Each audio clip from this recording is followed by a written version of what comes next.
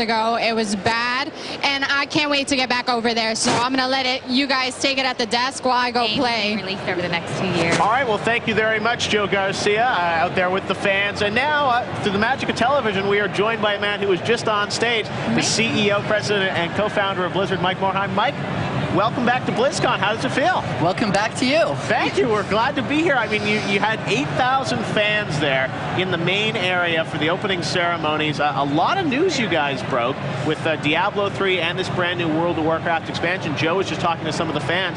Everyone is so excited about this thing, and I guess we're going to hear more on the World of Warcraft panel that's coming up at the bottom of the hour, right? Yes, absolutely. There was a lot of energy in that room. I mean, and throughout the whole conference, you know, this is the biggest BlizzCon we've had, and you just really have a sense that something really big's happening. So really proud and excited to be part of it. Now, it's been a little under a year since Lich King has been released, and here we are back at BlizzCon, and we have 4 halls instead of 3. And what is your takeaway looking back at Blizzard over the last year? Well, we've had a fantastic year. You know, there's been a really challenging economy, and in spite of all that, you know, people still want to play games, and we've just really stayed focused on trying to provide a great experience to the players. Development is going along great on Diablo 3 and StarCraft 2. Got some great announcements to talk about with our vision for the future of Battle.net, and you know, trying to finish up StarCraft and get it out. That's right. Well, I should ask you about that because we've been on Twitter talking to a lot of the fans about what questions we should ask you. And of course, the most common question everyone wants to know, you know, StarCraft 2, the beta, you didn't say anything about it in the opening ceremonies. Is there any update about when players might actually get a chance to enter the beta for StarCraft 2? We don't have a date yet, but you know, that is a focus. We're working on getting the beta ready, and you know, we don't want to put it out too early. So will the beta at least be this year? Are you confident enough to say that the beta would start this year? I'm confident the beta will start this year. All right, well, that's breaking a little news. That's good, Mike, and it'll be a little while afterwards until the game comes out, but we're really excited, obviously, to hear more about StarCraft 2. Another thing that you mentioned in the opening ceremonies was the World of Warcraft movie. Sam Raimi, we didn't realize this, he was actually here at BlizzCon. He must have been in a hood or something like that. We did, yeah. We had a nice conversation with him backstage at the last show. You know, and we're thrilled to find out that he was a Warcraft player himself and a big fan of the universe. That's awesome. Now, when can we expect more updates about that movie? I mean, he's working on Spider-Man 4, I know. It's the next film he's going to direct, so it would probably be sequenced after that film. So we still have a ways to wait until the film comes out, right? Yeah, I don't have a timeline for you. Right. You know, I do know we're real interested to, you know, go and attach additional strong talent to the movie, and real committed to making sure that the movie lives up to, you know, expectations we have of it, and also that our players have. There's a lot going on with Blizzard right now. We have Diablo 3 is looking like it's got to be fairly close, you know, although we don't have a date for that, obviously. We have StarCraft 2, which is going to be sometime next year. We know the expansion is going to be coming up in the next year or 2 years. So you're going to have every franchise producing a new title over the next 2 years, plus the movie. Are you prepared for all of this, and what is that going to mean? Well, you know, we've had multiple teams really going full bore for the last few years now, right, and have really focused on ramping up those teams and building some really, really strong, concentrated talent. Right. So I think Blizzard is really more prepared than ever to be supporting that amount of content. Right. You know, and with the amount of time it takes us to put out games, I think we really need to be doing multiple things at a time. So better get good at it. That's a very good point. Now, let me ask you about next year. Recently on the Activision earnings call, you said that there would probably be 2 big Blizzard releases next year. You said people shouldn't draw conclusions about what those games would be. Obviously, right. One is StarCraft. Now you've announced World of Warcraft, Cataclysm. You didn't say anything about the release date yet. Is that sequenced to come out in 2010? Good point. We didn't say anything about a release date. Exactly. But we have said that we were targeting 2 major releases, and Cataclysm is what we have in mind.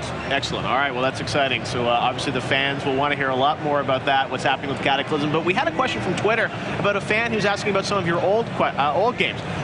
DBLDN asks, Mike, is there any plans to bring Rock and Roll Racing or Lost Vikings to Xbox Live Arcade, PSN, or Steam? Currently, there aren't any plans to do that, but you know, having worked on those titles and you know, they certainly have a lot of sentimental value looking back on the development of those games. You know, really appreciate the question, and we love to hear people asking about them. All right, there's too many things to do at Blizzard, right? Yeah, we have to focus. Yeah. Exactly. We had another question on Twitter, which may go into something you haven't talked about yet, but I know you're working on another MMO currently, and then everything that you've done with World of Warcraft. Where do you think the future of MMOs are going?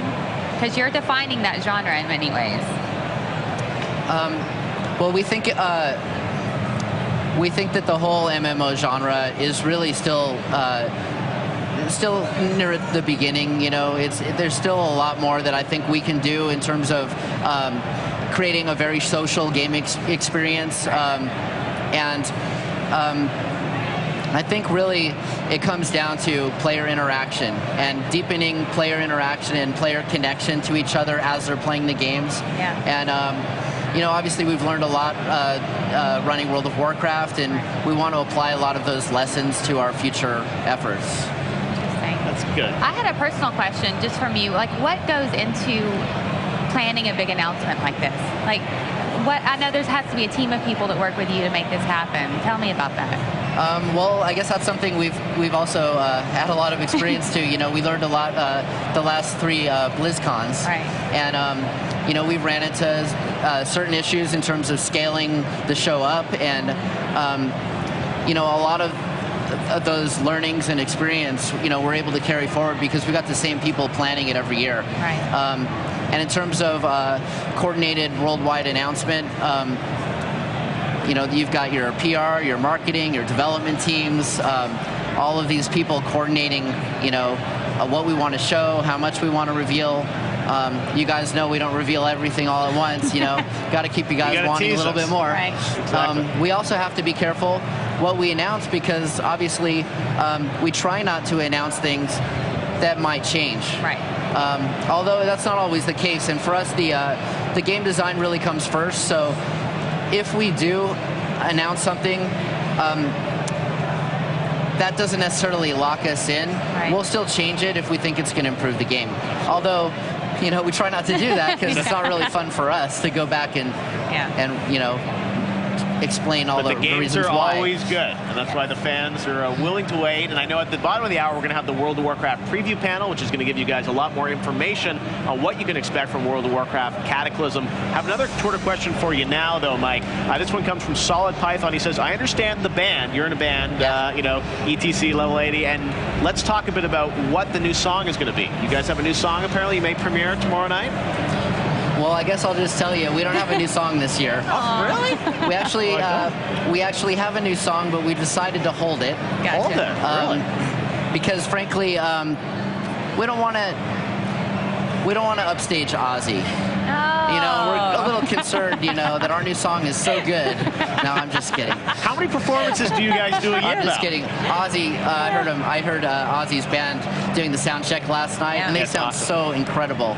But you guys are, you'll be the opening act? We're just honored to be sharing the same stage for a short time. That's right, because I remember the first BlizzCon you opened for Offspring, and now you guys will be opening for Ozzy Osbourne. Is that sort of a dream for you? Oh, total dream. Absolutely. That's awesome. All right, well, Mike, we can't wait to hear more about what Blizzard has coming up in the future. Now, last year, you were nice enough to actually invite us into your office at Blizzard to show people behind the scenes of what it was like to work at Blizzard and be Mike. And let's take a look now at behind the scenes at Blizzard with Mike. Hello, I'm Mike Morheim, CEO and co-founder of Blizzard Entertainment, and welcome to my office. Right here is a view of the whole company, what the company looked like in 1993, and then down here is what the company looked like when we were working on StarCraft in 1997. This was our very first game, RPM Racing. You probably never heard of it, and that's okay, because really you were better off waiting for the sequel, which was Rock and Roll Racing. Much better game, combat racing, actually really fun game. Over here we have a collection of our games throughout the years, of course sorted by franchise, Diablo games, StarCraft games, Warcraft games, all of our battle chests throughout the years. Here's a complete set of World of Warcraft credit cards, so if you want to show the world when you're buying stuff that you love World of Warcraft. You can be like me and carry a World of Warcraft credit card. Of course, you guys all know this is the sword that Arthas uses as the Lich King. So this right here is an orc on wolfback, actually sculpted by Weta, the guys who did all the special effects for Lord of the Rings. Believe it or not, this is actually a miniature of a 12-foot bronze statue that we're having made that's going to go right out in the courtyard, center courtyard of our new campus in Irvine. This is probably the coolest award that I've ever received. This is the Academy of Interactive Arts and Sciences highest honor, Hall of Fame award that I just received this year. These are our service awards. Actually, if you've been with Blizzard for 5 years, we give you a sword. After 10 years, we give you a shield. And after 15 years, you get a ring. So there's my ring. I don't know what we're going to give it 20 years, but it'll be something cool. To get my $10,000 to start the company, I actually borrowed $15,000 from my grandmother. So she loaned the money to me interest-free. I took $5,000, I put it in the bank and lived off of it for a while. And the rest, you know, we used to fund the company. And then up here is a congratulatory card. Dear Mike, you have almost everything you need to make your new venture a success: brains, talent, and determination. This card supplies the rest. A warm wish for good luck. Love always. We know you'll do well. All the best wishes. Mom and Dad, we're very proud of you. February 1991. So that was a quick tour of my office. I hope you enjoyed it. And I just want to say thank you to all of you watching this over DirecTV. Hope you're enjoying BlizzCon. All right, that was Mike at his office. We are back, joined again by Mike. So Mike, tell us a bit about what your BlizzCon experience is like for today and tomorrow. You did the opening ceremonies. The pressure is off a little bit now. I know we sometimes see you at night at the hotels, hanging out, talking to the fans. What is BlizzCon like for you? It's a lot of fun for us. You know, we spend most of our time at our office developing the games. It's not very interactive. You know, running an online game, everybody else is at their house, you know, playing the game. And so you don't really get large groups of people together very often. And certainly we don't have the opportunity to interact with the players. And here we have some of our most passionate players that are just hungry for information about what we're doing. So that's a lot of it. That's really exciting for us. The opening, so now that that's over, I'll head off and I'll talk to various press. We have press in from around the world here at BlizzCon, looking around to see what Blizzard's doing. Really looking forward to the costume contests. Those are always a big highlight. I actually like to bring in my camera and take a whole bunch of pictures myself for my personal photograph collection. That's right. You put them up on Facebook? Yeah. And let's see, tomorrow we'll get ready for the closing night concert. You know, that's a big deal for us and the rest of the guys in Level 80. Get that bass out, get ready, get the fingers warmed up, right? Well, are we going to see you do a number together with Ozzy potentially? I don't think you'll see that, no. Oh, that would have been wonderful. I think they'll be just fine without us. All right. But it's a big deal for us. I mean, something that I'll never forget. Yeah. Now, BlizzCon is so big this year, you know, more people than ever before, another hall. What is your vision for the future of BlizzCon? I mean, what it looks like next year, years beyond? You've done worldwide invitationals before, internationally, BlizzCon here. What do you think? That's a really good question, you know, because we have this dilemma. We know that there are a lot more people that would like to come to BlizzCon than we can really accommodate, and so we're kind of pushing the limits already of what this venue can offer. So I think that, you know, really as soon as this BlizzCon is over, we'll go back to the office and we'll start talking about, okay, you know, what form do we want BlizzCon to take? Do we keep it in Anaheim? Do we, you know, want to look at other venues elsewhere? And then we'll let people know. But I think we've got some decisions to make. Exactly. So just quickly, looking back over all the games that you've done from the very beginning, is there one that's more special than another to you? You know,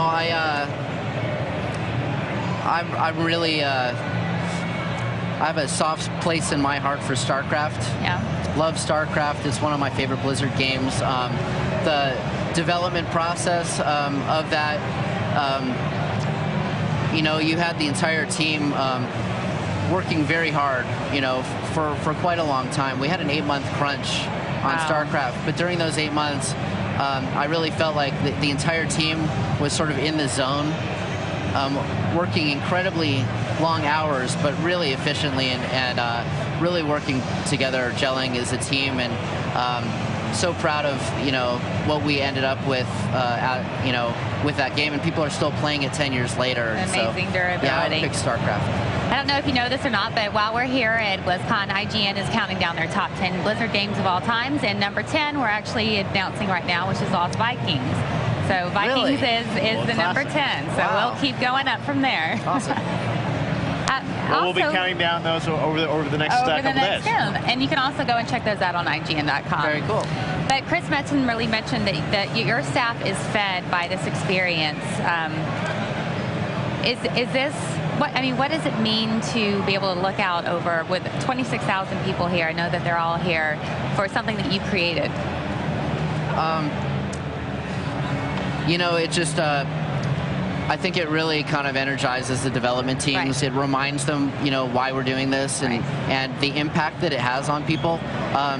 Because we just don't get to see it. We don't get to see their faces as they see things for the first time. And here, we make the Cataclysm announcement, and we get to, interact with the players right after. Totally. You get to hear the crowd. But everybody here is just so excited to be here and take a look at the new things that we're working on.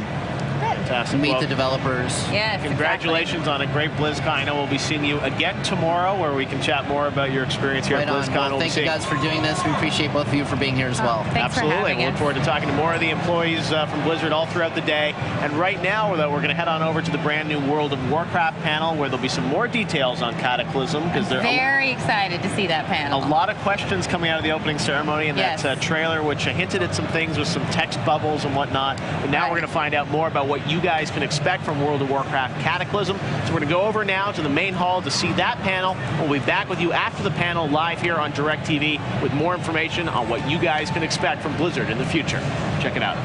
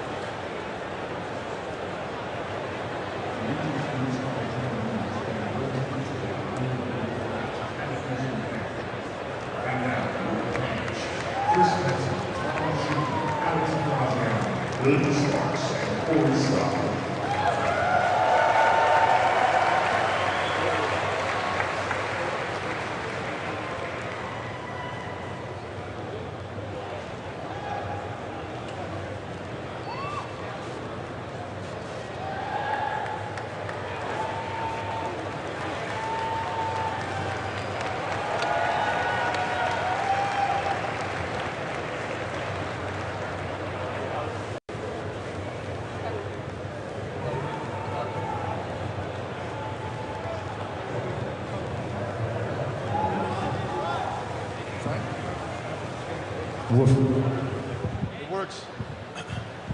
Can't see anything. Hi. So obviously somebody out there, we can't see a thing, but we hear voices. We can hear you breathing out there. You ready? All right, so we've got the World of Warcraft Cataclysm panel here, and I've got a couple of buddies right here with me. I'm Tom Chilton. I'm game director for World of Warcraft.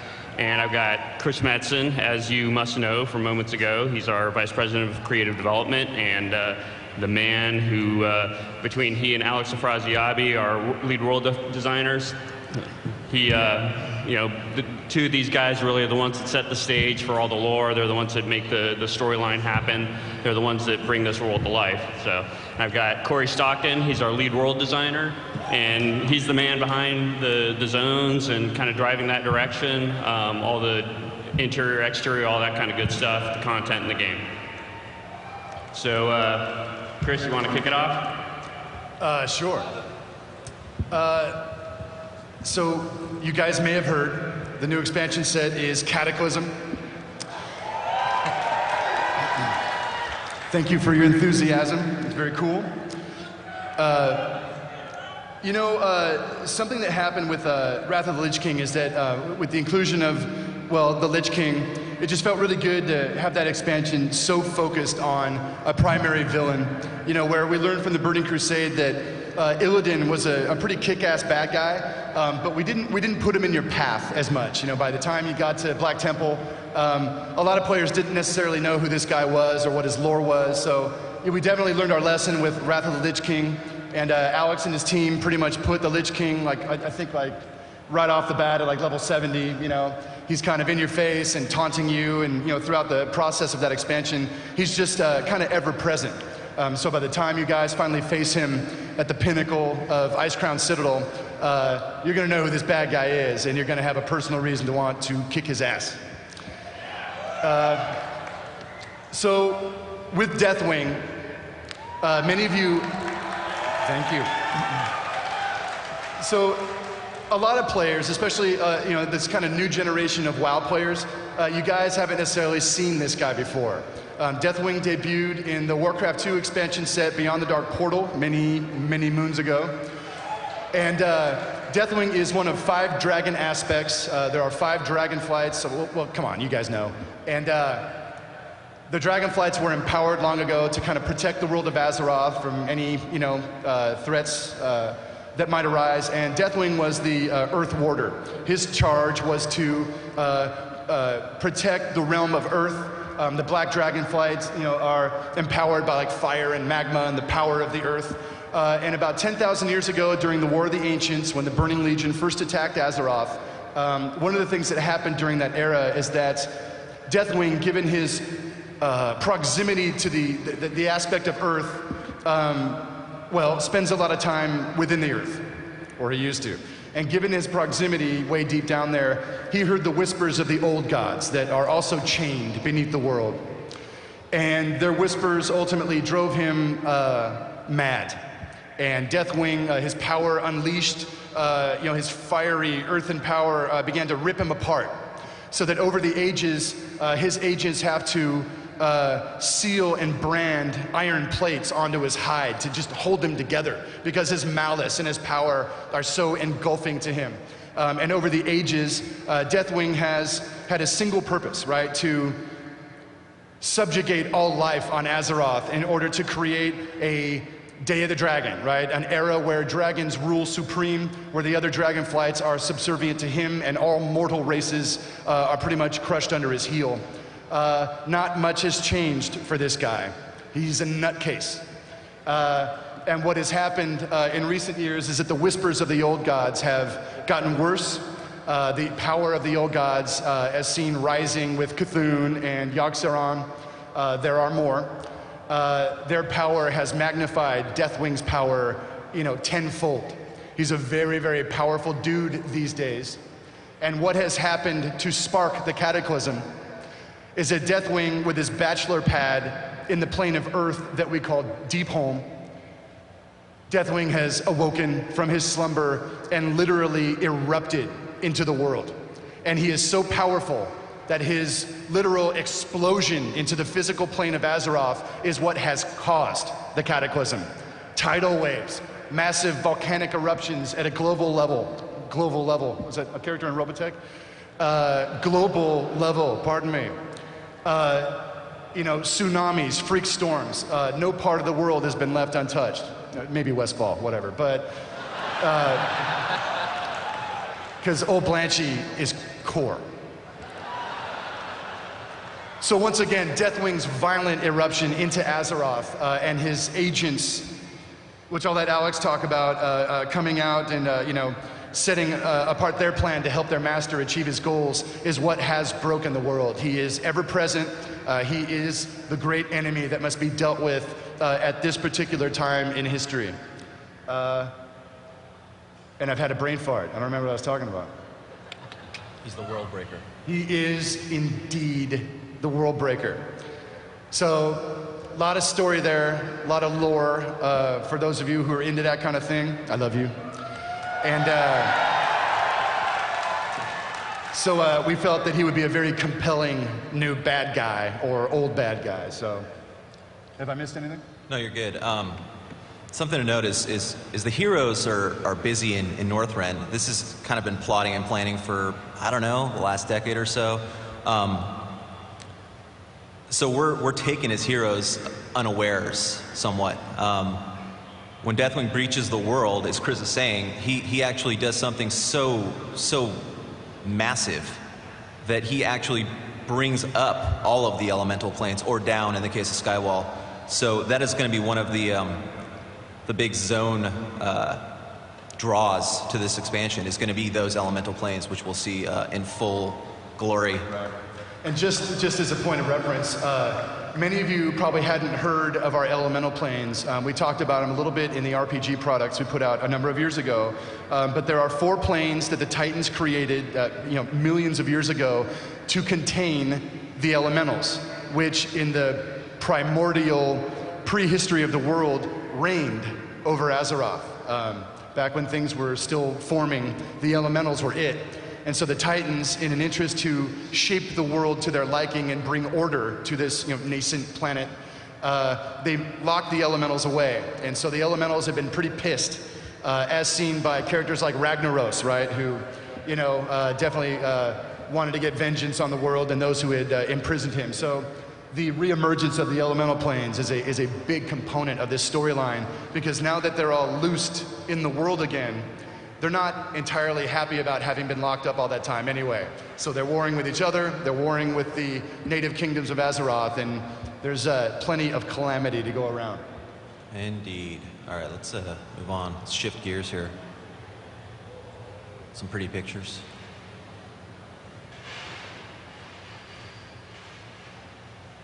So these are just some visions, concept art that we'll be putting together. While not all of these areas will be built one-to-one, we just wanted to get out ahead of it conceptually and just kind of charge forth and see what kind of ideas we would percolate in anticipation of the expansion set. So this thing's packed with art. Worgen, Chris. You want to do it? No, please. Where to start with Worgen? I think many of us have loved the Worgen for many years, and they're just a cool-looking race. And when we were talking about a new Alliance race and what would work well, there's any number of ideas that pop that feel very appropriate. But the Worgen, we kind of like the idea that the Alliance would have somewhat more of a monstrous race. That's what we felt like was needed in their lineup. Whereas we'll get to the goblins in a minute, but their diminutive size seemed to fit really well with the Horde profile. And they're just so cute. But the Worgen, having been formerly human, the story we created is that since the time of Warcraft 3, as the Scourge was overrunning Lordaeron, Gen Greymane within Gilneas closed off the Greymane wall so that his people would not be affected by the plague.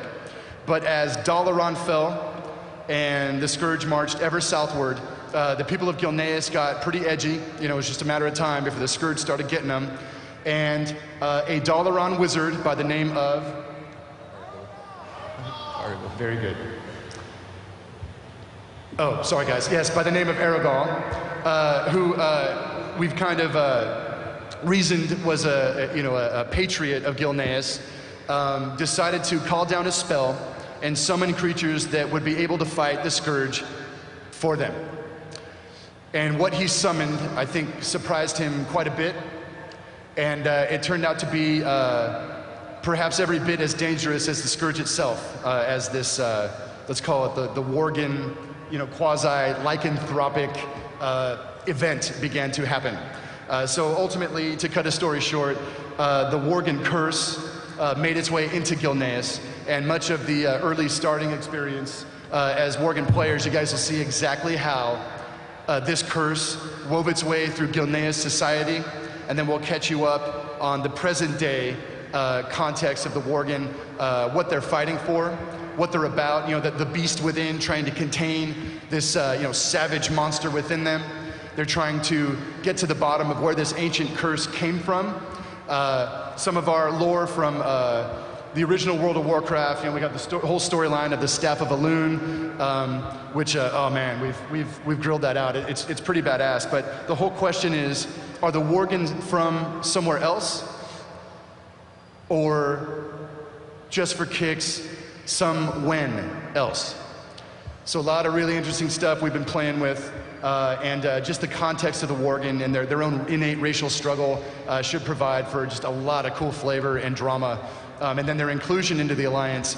Imagine these guys at a temperament level are kind of like Wolverine, right? They're kind of like the Wolverine of the Alliance, which is a nice tone to have as part of that, that racial lineup. So.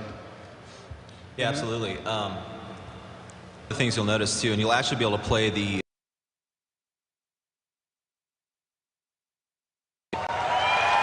right. And it's badass. It is area.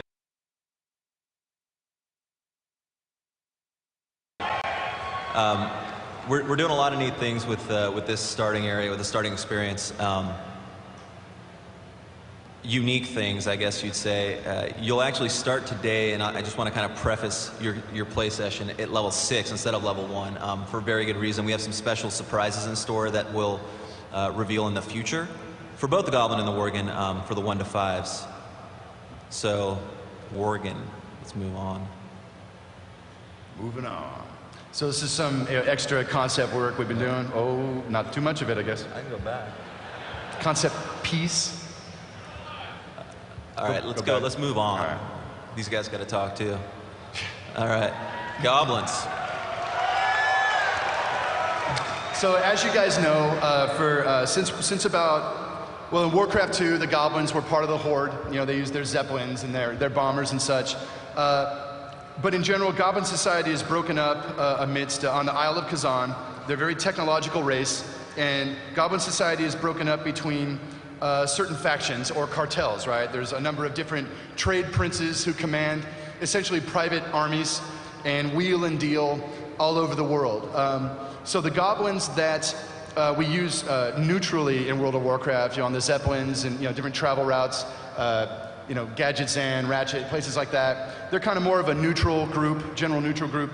The Goblins that you will play as part of the Horde are a specific group from the Isle of Kazan. And, oh, is there some flavor there for you guys when you get to see it? So with all of the cataclysms striking the world, let's say that the cataclysm hit Kazan very hard. And these Goblins, through the storyline, were kind of driven out and shipwrecked upon the Lost Isles, which is a new player area we developed.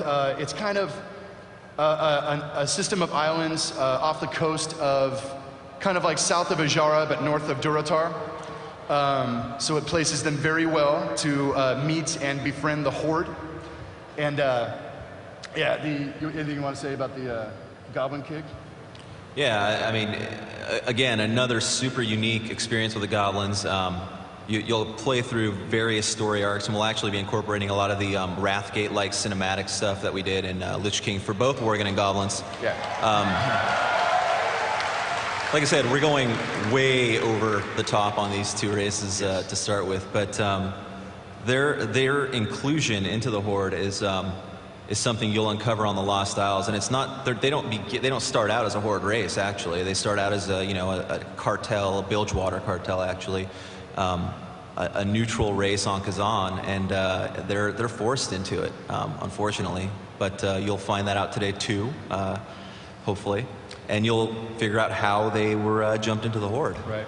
I guess one thing I would say too is that with the Cataclysm and how heavy it is for the nations, of Azeroth, there are, in this expansion set, some dark days ahead. We thought it got bad in Northrend, right? These expeditions went up to fight the Lich King, and that fight is still in progress, obviously, and right under everybody's noses, this event happens, and it is going to test. Things about Goblins is that the Horde may need some comic relief coming up here pretty soon, and the Goblins just fit that bill perfectly. So, good vibe. There we go. That's their mount, by the way.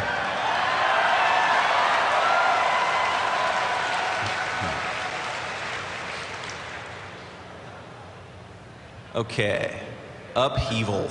What does that mean, Chris? What does upheaval mean? Well, Alex, relative to Webster's New International Dictionary, upheaval is, so upheaval, yeah. So what, guys? We got tidal waves. Let's just take a moment. Can you guys see that picture? Let's take a moment. This is one of my favorite Warcraft pictures ever. I love it. It doesn't get any better than that. Thrall and Cairn rescuing horde babies. So badass. For all the epic weapons, that's who those guys are. Mega. So, upheaval. You know, we talked a little bit, you guys saw some of the screenshots in the trailer of certain of these zones being broken. Tidal waves, tsunamis, terrific, unending storms, volcanic trenches erupting all over the place. There is a state of natural upheaval. But in the midst of all that, there's a lot of new stress within and between the Alliance and the Horde. The campaign against the Lich King has been a taxing one, and that's what Arthas wanted. He lured us up north, and he screwed with our heads the whole time up there, where many of you in your player experience kind of had to make some choices that, like, wow, is this the right thing? But we were pressed to just the edge of our seats to try and get this fight won, to shatter through to the gates of Ice Crown and defeat this bad guy. And in a very real way, while the Lich King will get what's coming to him, it's possible that we've left a little bit of ourselves up there in the snow. That part of us isn't coming home again, right? There's something really interesting about the post-Lich King world that you'll see.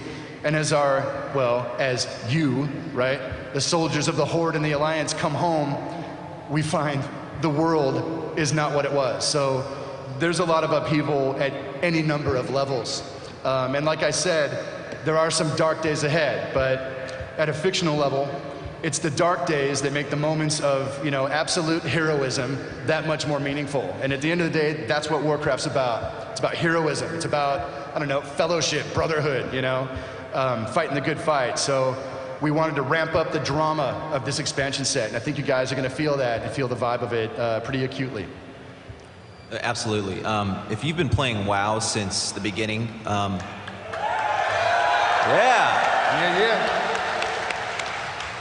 you've probably seen some pretty dramatic changes, especially in the past year or so with Lich King.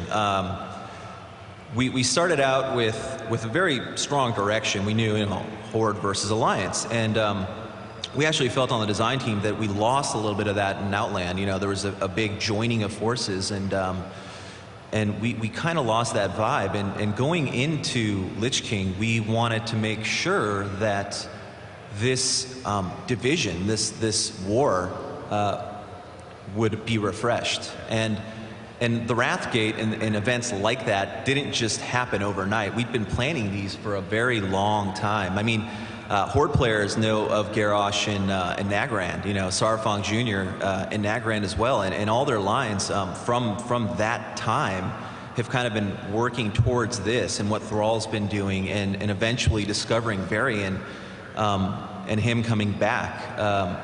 So with the Lich King, we saw this as the ultimate opportunity to put the war back in Warcraft, and I think we've been pretty successful. Going into Cataclysm, though, I think, like, if you look at this shot right here, it's pretty telling. That's actually the front of Orgrimmar, and if you recognize the black iron, it's from somewhere. All right, so that's our segment. Chris, you have anything else you want to add?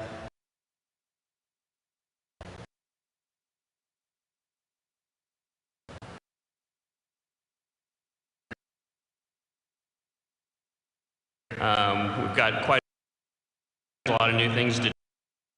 A lot of revisits of old cataclysmic. Without further ado, we've got our level cap increased to level 85. So some of you might be thinking, whoa, that's kind of different. It's not 10 levels. It had to be 90. Why isn't it 90? So level 85, this is one of the kind of key decisions that we made for Cataclysm, because we want to make sure that we focus our time and energy in the right places. And part of that is in redoing the level 1 to 60 zone, so people that re-roll new characters and that sort of thing have a lot more new level up content to do than ever before. And in addition, we wanted to make sure that we're able to bring more in-game content than we ever have before. So one of the things that we decided was that for this expansion, the level up increase would probably be right to do the 5-level increase. We also, as you know by now, have the 2 new playable races. The Alliance have the Worgen. Greg Street in the class panel will go over some of the racials. Both of the new races have pretty awesome racials. And, Worgen have things including Dark Flight, which is kind of like a sprint ability. It's certain to turn many people into saying it's the World of Worgen craft, I'm sure.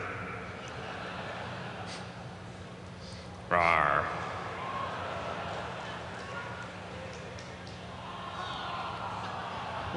Oh, you want to see that some more? All right.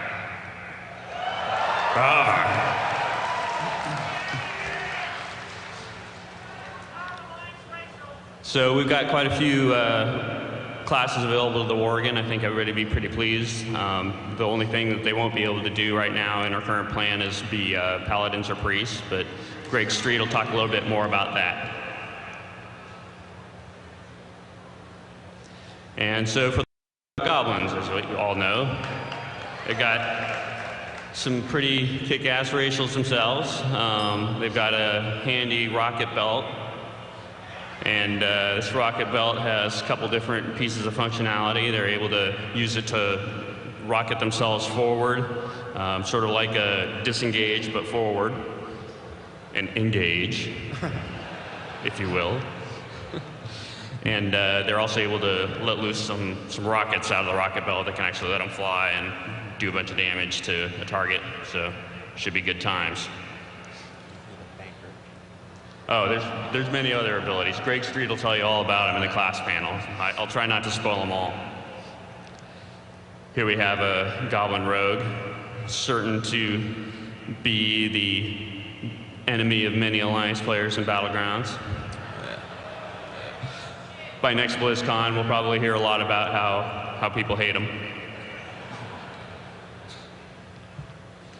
And we also have 7.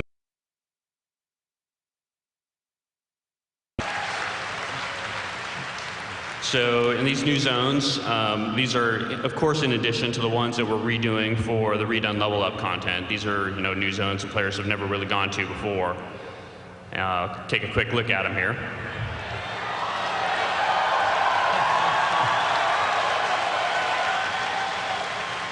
So up there at the top of Kalimdor, we've got Mount Highjaw, and you guys will get to have a chance to see what's been going on there recently. Quite a lot. Also, we have Old Doom.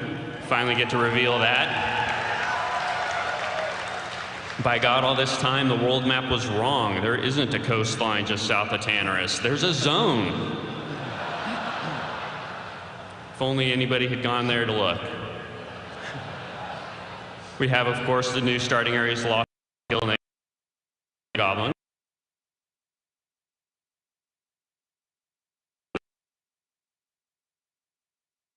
Of Ashir, that's under the ocean. So we have an entirely new type, which is an underwater zone. And don't worry, we will make sure that it is not annoying to play underwater. And we also have the Twilight Highlands, and that'll be featuring Grim Batol.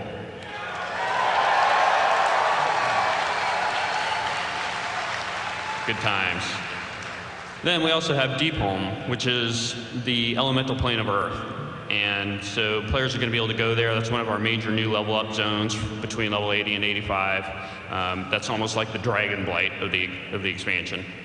And what we have it pointing to right there is the rupture in the world that Deathwing created as he came up through the Eastern Kingdoms. So while it isn't actually conceptually physically connected to the world of Azeroth, that's sort of the entryway that Deathwing made. So that's why we're kind of pointing to it there to give it a little bit of reference. And just real quick, guys, keep in mind the map is not to scale. It's just so that we can show you all the areas, but things are spatially a little different than that. So, little caveat. In addition to the new zones, we've got the Classic World revamp of all the zones. We've got updated quests, art, and items. We learned an awful lot in the course of doing the original World of Warcraft. And I would say that a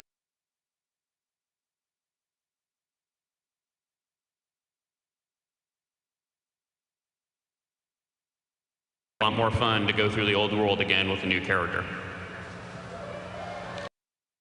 Also, we get to ditch some of those things like agility spirit boots that we had as quest rewards.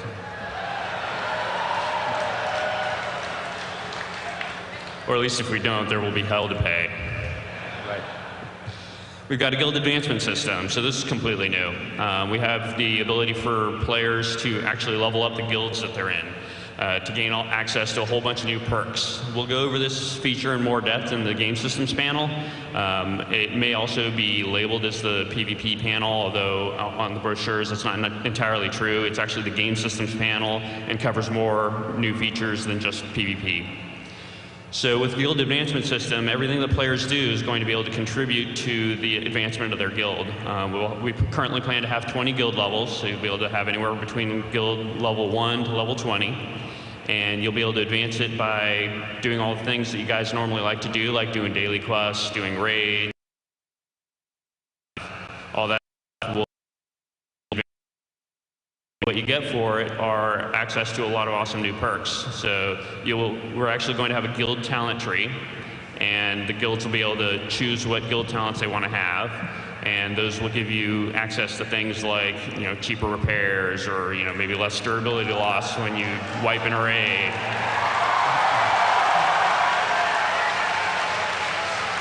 Also give you some nifty new things like mass resurrection, ability to resurrect your guild after it wipes horribly.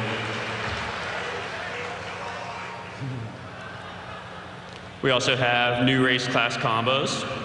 So it's kind of a nice little reason for people to, as they re-roll, to be able to go through the content once again. A lot of really cool new combos that we have that were never before playable. Add a nice breath of fresh air.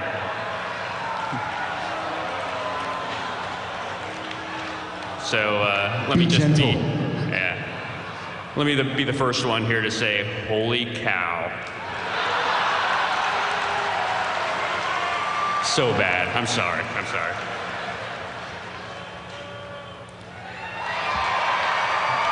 The gnomes, finally self-sufficient. Able to play exclusively with their own kind if they so wish. Now we all get to kill the gnome healer first. The dwarf shaman. Pound those hammers, create some earthquakes, good times. We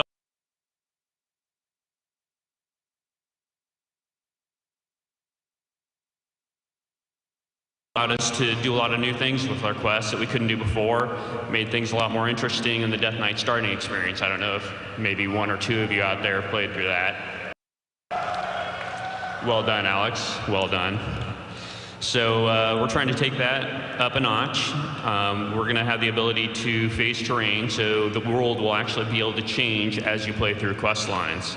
That'll help us make the world a little bit more dynamic than it ever was before, help make the quests and the stories more compelling, more fun, more interesting, more different. Here's a quick little example of phasing terrain. Note the coastline before and after, and even more after. So that's just one example of what we can do with the phasing terrain. We can do all kinds of really cool stuff with it, and expect some world-changing kind of stuff. Next, I'll move on to archaeology.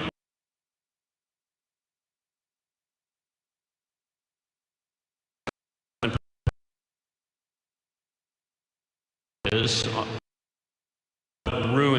and things like that in the world of Azeroth. And players are finally going to be able to ruins and get access to archaeology nodes that are there and use them to make discoveries, use those discoveries to kind of research. Well, they'll do some research in order to make the discoveries, and those will lead directly into the new Paths of the Titans. So players are going to be able to get these artifacts and take them to these different world groups that we'll talk about more later that have to do with the different Paths of the Titans, and they'll help players advance along the Titan progression. So the Paths of the Titans are a new way for players to kind of customize their characters. The idea here is that while we're doing a whole lot of new talents in the expansion, we aren't actually extending the trees any farther than they are right now. So the 51-point talents that we have now will continue to be the 51-point talents in the expansion. You will get 5 new talent points to spend along the way as you get up to level 85. But rather than deepening the talent trees further, we're going to give you a little bit of a chance to get more points in the talents that we already have right now to make sure you're not stretched too thin. And then introduce the Paths of the Titans, which is a completely new type of advancement. Every player is going to be able to choose which path they want to follow, and they're not limited by class. So one of the interesting things about this system is that a rogue, for example, would be able to choose any one of the paths. So, you know, some rogues might choose one path, others might choose another one. There also might be priests that are choosing the same path. So there are a bunch of new abilities and kind of passive bonuses, that sort of stuff, in each one of those paths that you'll be able to choose between. So it adds kind of another dimension to your character customization. And in addition, we have the mastery system. Mastery system, more than anything else, is a way for us to prune some of the complexity out of the talent trees that we feel, you know, doesn't really need to be there. There are a lot of talents out there that have way too much stuff put in them. They were talents that we made because we thought they'd be cool and fun, but because they didn't increase your character power very directly in a tangible way, like increased damage or increased healing, the talents tended to not work out. So we ended up over time having to put a lot of damage or healing or whatever, a lot of character power into those talents. So it allows us to kind of take some of that character power out of those talents, so you have more kind of fun, interesting choices between the talents, and turn them into a passive bonus for spending your talent points in that tree. Again, Greg will talk about this in more detail later, but essentially what it means is that as you spend points in a talent tree, your character will become more powerful in certain ways that you're used to right now, like increased crit chance or increased damage or those sorts of things, increased poison damage, that sort of thing.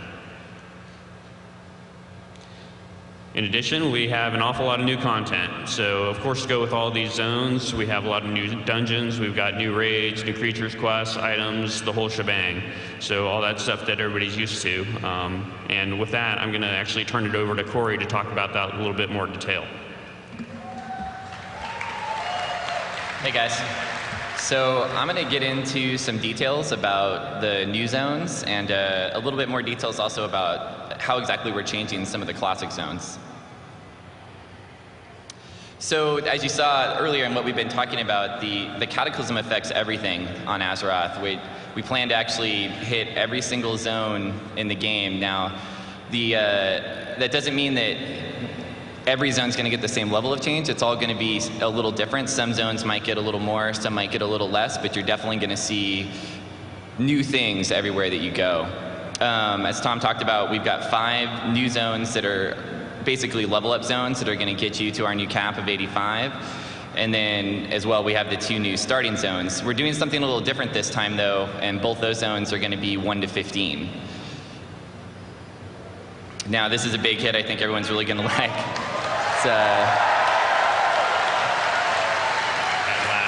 You're going to be able to fly everywhere in Azeroth now. We're planning no restrictions, no not flying over Wintergrasp anymore, none of that. You're going to be able to go wherever you want. Yeah.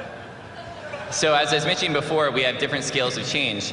And so, like you saw in the video, some zones are really affected by the Cataclysm just based on where they are in their locale. Some zones will have a smaller effect. For example, something like Elwyn won't be changing a whole lot. There'll be different quests, there'll be new quest flows and different things, but then you look at a zone like Barrens, it's been completely sundered in half and split into northern Barrens and southern Barrens, so it's been really affected. One thing that this does, we're actually going to change the level flow for the entire leveling experience from 1 to 60. So a zone that you might know now as a level 20 zone might end up being a level 40 to 45 zone.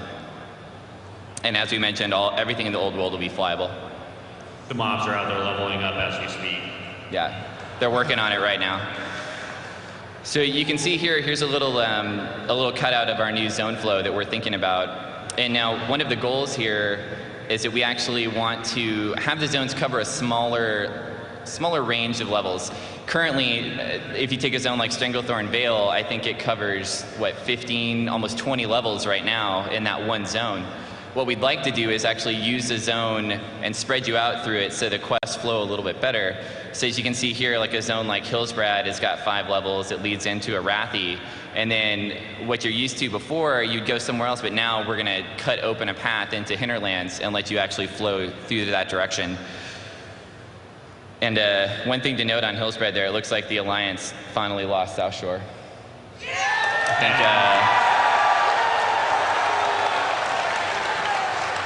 think things are changing. We were there today. Nobody was defending it, so that's what happens. So here you can get a shot of the concept of the flow. Now it's a little bit different. You can see how we're trying to cover 5 levels. And things are just going to feel different. And that was our goal here. We wanted to make sure that leveling up through the classic zones felt like a new experience, and it really fit with what's happening with the Cataclysm. It's affected the whole world, and we really want to get that through to everyone, not only in just the quest, but in the way the zones look and they feel. So we're going to go into a few details now on some of the actual zones.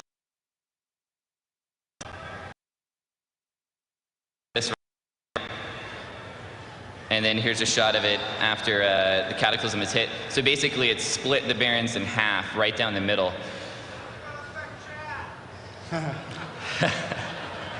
Here's another view to the south. And I think a lot of you might remember a character called Narlex from Wailing Caverns.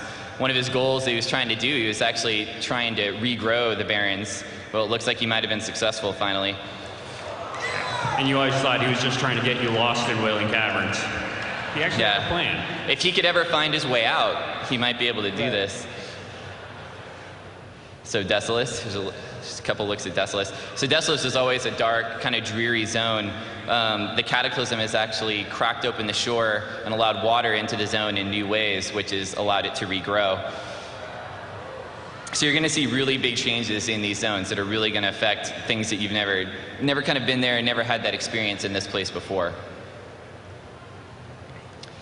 Now, another thing we're doing is the Cataclysm is actually bringing up new pieces of land that might not have even been there before. So, for example, here we've got a new piece of terrain that players will be able to quest on. So, Darkshore. Darkshore is a zone we had always wanted to get back to, just because it's kind of a long, skinny zone. And I think you've all been there with those super long 20-minute runs to turn in quests in Darkshore, up and down. So this was a great place to kind of really get into and figure out how we wanted to reflow the quest and have it feel great. So here's Aberdeen before, and here's Aberdeen after. It's completely destroyed. So they've been forced to move north and set up a new camp, which actually ends up being one of our new quest hubs. And then here's south, here's Zoram Strand. Like Alex mentioned earlier, Garrosh has come back, and he's really excited about spreading out the horde. So you can see like he's kind of just moving all over Azeroth. He basically means business. So here's a little bit more info on Stone Town. Now, this place might look familiar. That cave down there is the cave that leads into Ashenvale from Stone Talon. And now the goblins have shown up and just... The goblins, they don't stand for a little cave. They just cut the whole thing open. Cataclysm big effect basically broke the whole shoreline down, and you can get down to the water over there now. It's now the even more charred Vale. So here's a shot of Ajara. This is Ajara Crater as it exists now. Ajara itself as a zone is actually going to end up being the new Goblin 10 to 20 zone. So when the goblins showed up, they really wanted to change things around, so they just decided to move the mountain. That's right. Say goodbye to the 3 quests there. So they basically turned this into a giant quarry here. So in the fact of making the old world flyable, we basically had to go back to all of the cities and do revisions to the cities as well. So here's a shot of Undercity as you know it now. And then here's a shot of it now with its flyable. It's all completely there.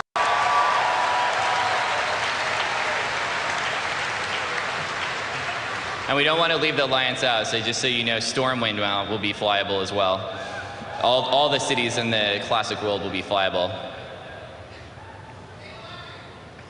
Okay, so now we're going to go into a little details on the actual 5 new zones that we're introducing for Cataclysm. It's the list of the zones right here. We'll start off with Sunken City of Vashj'ir. But first off, let's talk about the flow. So the way the zones are going to play out, I'm sure you guys have been to Northrend, so you know the concept where we would like to have 2 starting zones and give players a choice to pick where they want to go.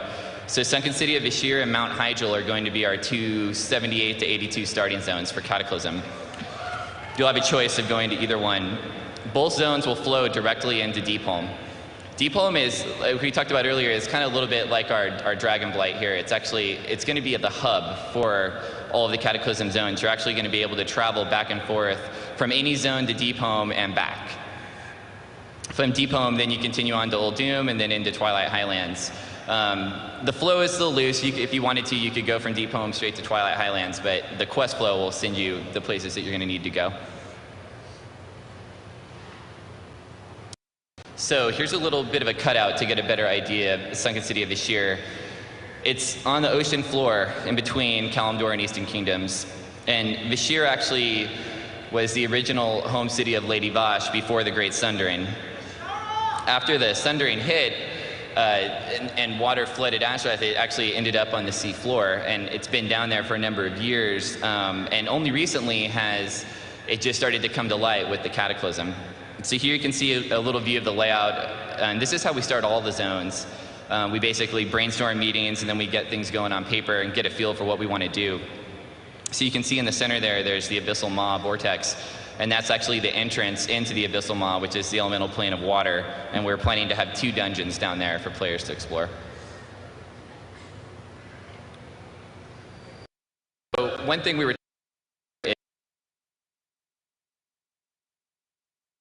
new tech, and the way it's going to work is you're actually going to be able to have combat on the sea floor underwater, but it will play just if you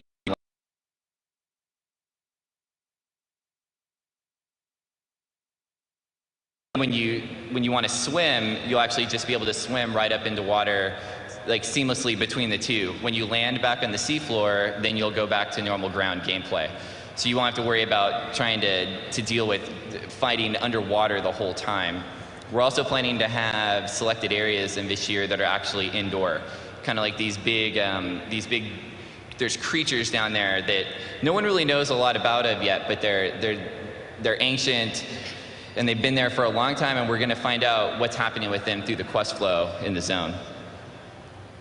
And the way that gameplay we want it to play out is that we'd like you to be able to feel like questing here is just going to feel like you were in a normal ground zone. We're also going to introduce underwater mounts, so you're going to have a mount that you'll be able to use to get all around. I think we've got a turtle in the game right now that's an underwater mount, but it's kind of slow. The mounts you're going to get down here will be like normal flying speed mounts that you would have, but you'll be able to use them underwater.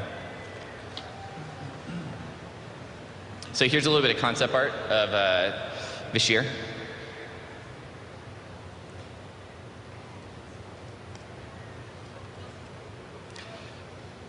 We're really shooting for a colorful zone here, but we also, you got to remember, this is the ocean floor of Azeroth. Going through the Abyssal Maw actually takes you into the elemental plane of water, so those 2 places are going to feel very different. In the background there, you can kind of get a little concept view of some of the domes.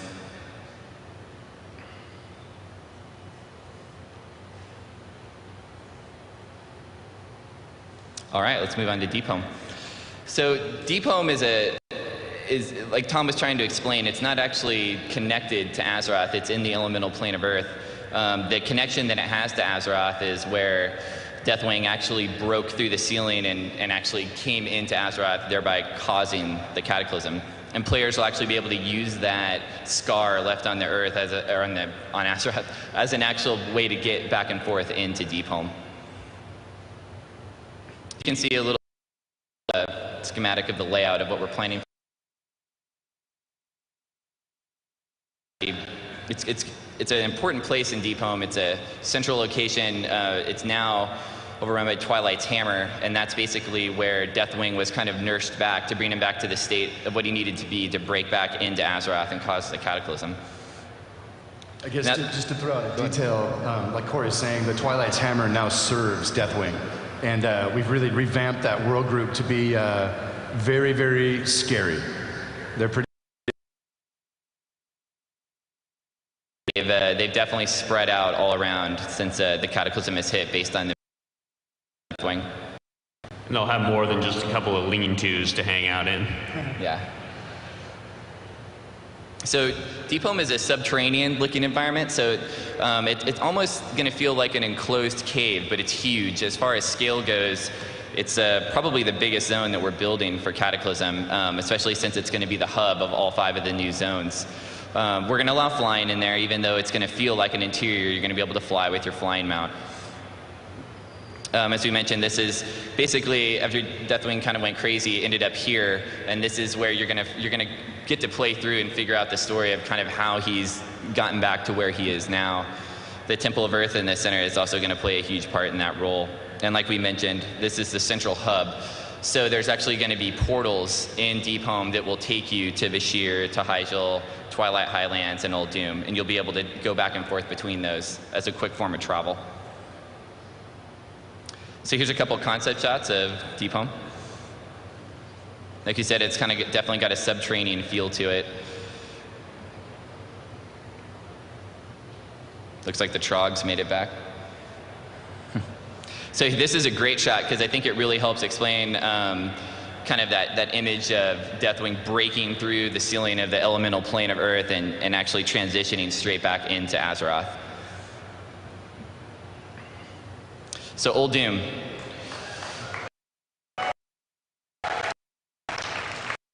This is a zone I think that so it feels great to be able to do it not only as a zone, but we're also going to be doing 2 dungeons for Old Doom as well that you'll be able to get to from inside.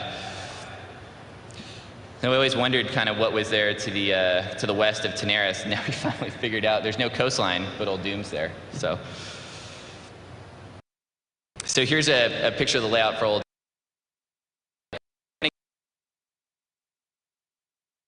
A little bit of our basis is a desert.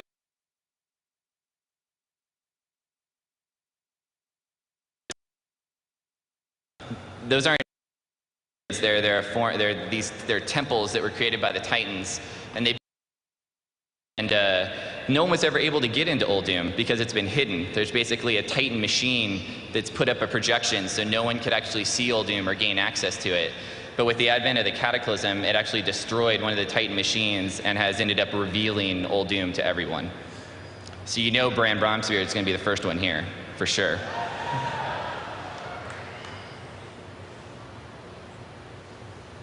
So another thing about Old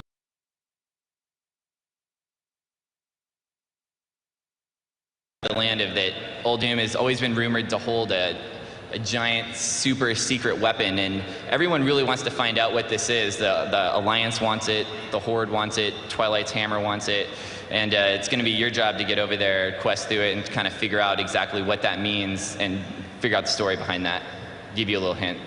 Can we call it the old Doomsday weapon? Sweet. We're also going to be introducing a new creature race in Old Doom, and it's called the Tol'vir, and it's actually going to be a race of stone-like cat people. It's kind of the best way to describe it.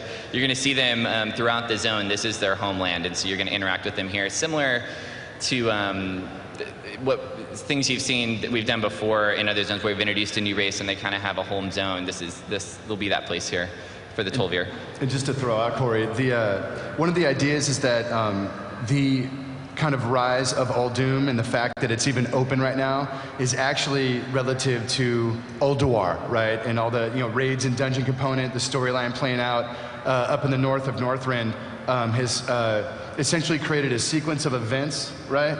That will result in some even crazier stuff far down the line for Azeroth, but Old Doom and its fabled super weapon are all kind of part of this larger Titan storyline that Alex has been developing with fervor. So here's a couple concept pieces for Old Doom as well. So you can really see it's got that, we really wanted to get that vibe and desert culture, a desert place, but it's also got life in it also. It's not going to look the same all around.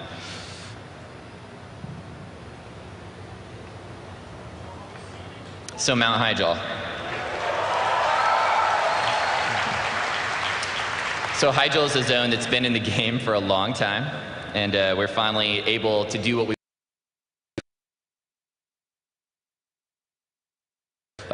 so I think everyone knows where Hyjal is.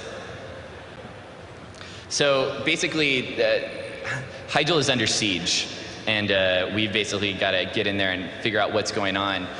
Hyjal is under siege by Ragnaros. He's basically opened a connection from the elemental plane of fire and basically sent his army through to lay siege to Hyjal and burn the world tree. That's his goal. And just to put that in context, right, when we play Molten Core, when we essentially take out Ragnaros back in the day, like, we pretty much banished him back to the plane of fire, and he's pissed.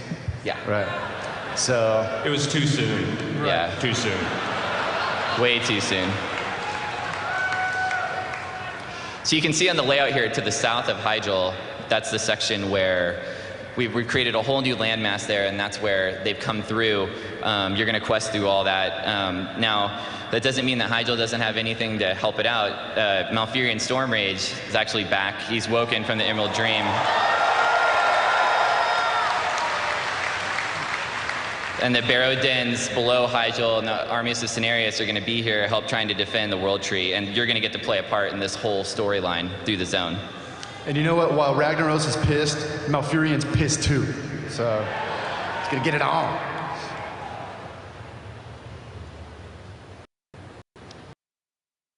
Oh, well, there you go. We're actually going to make a part in the zone. Dark Whisper is Cataclysm, and it's now occupied by Twilight area. It won't just be great for mining anymore. So here's a couple shots of the World Tree in Hyjal.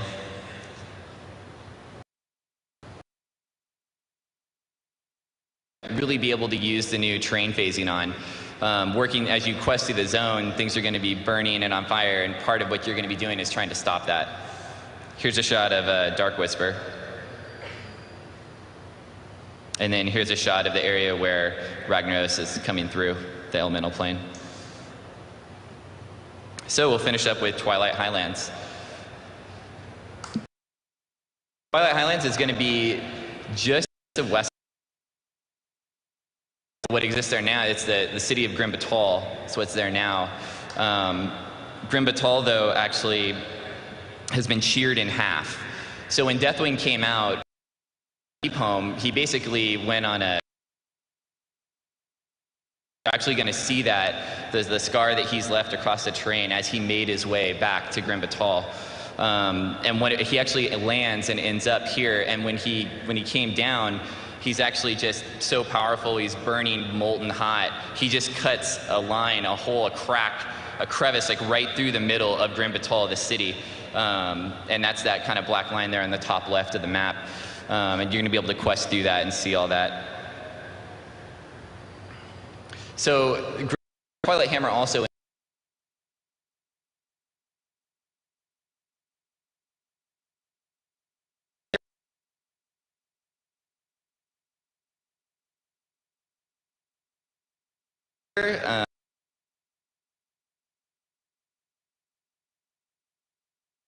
that'll travel to different places. The Red Dragons have been pushed back. Right now, there's still a few there on the outer edge of Grim Batal, east of Wetlands, but they've actually been pushed back into Twilight Highlands. So you're going to see bases there, and you'll be able to interact with them in new quest hubs.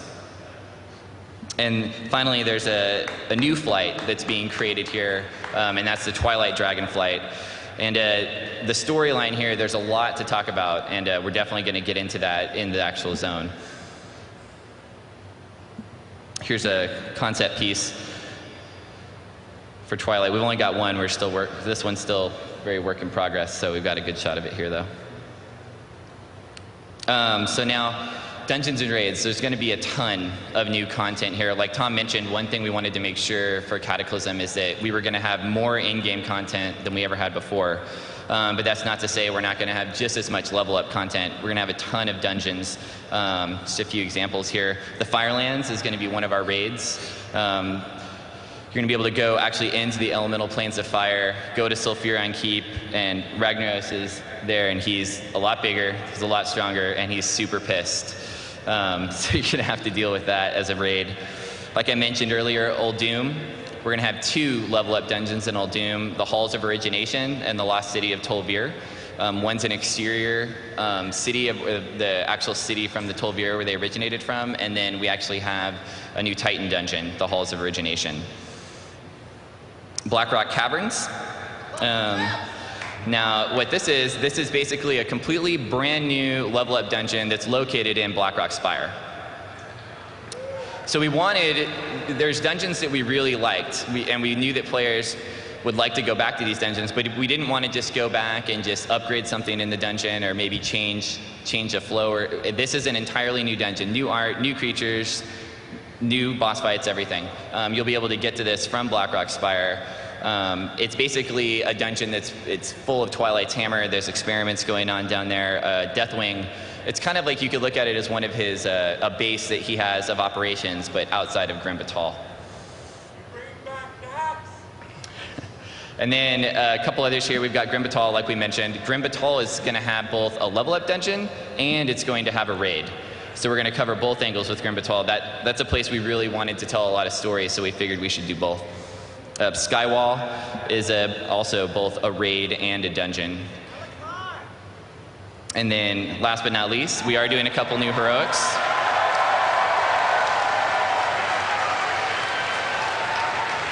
So these are going to be level 85 heroic dungeons that you'll be able to do, Dead Mines and Shadowfang Keep. And we'll be going back in here.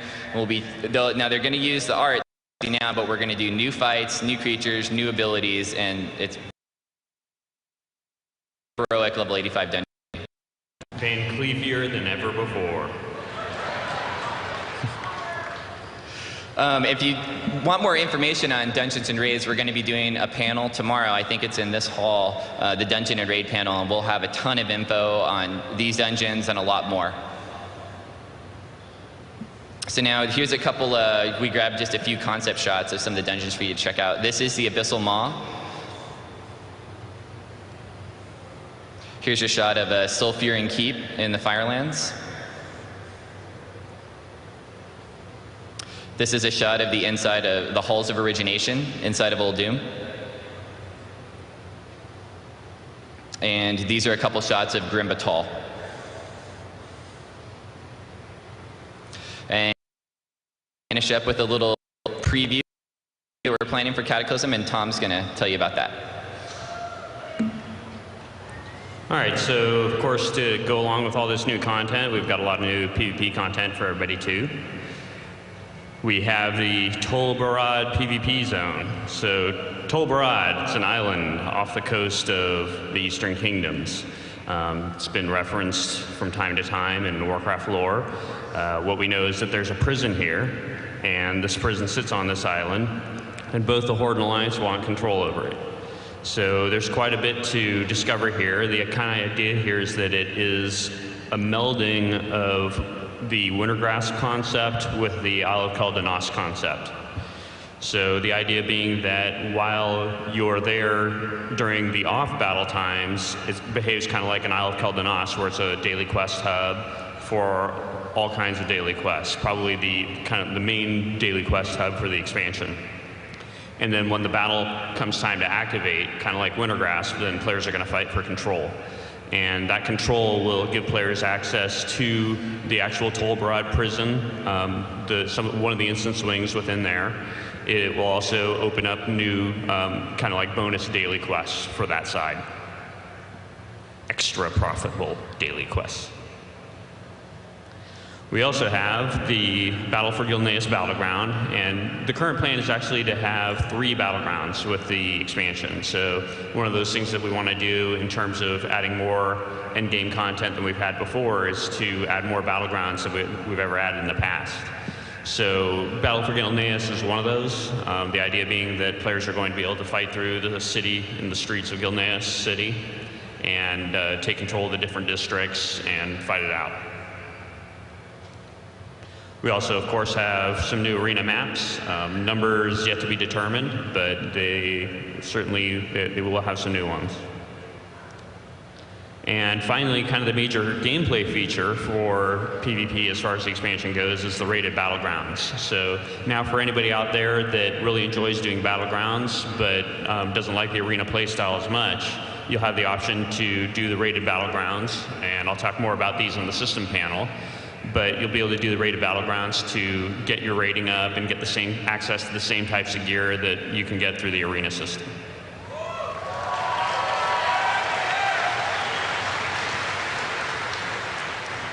And so that brings us to Q&A. Now, I don't know that we have much time for Q&A, but we do have a specific Q&A panel set aside for tomorrow morning.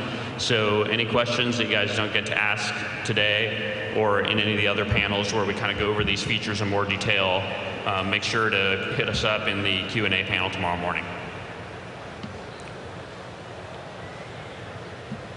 So I guess that's all the time we have. We will have an entire hour for Q&A tomorrow at 10 a.m. We will have a lot more information on the various panels that you'll find, the class items and professions later today, as well as dungeons and raids tomorrow, and the systems panel that you'll find is PvP. So just no time today, though, for this panel at least. Thanks a lot, guys. Thanks, guys. Thank you all.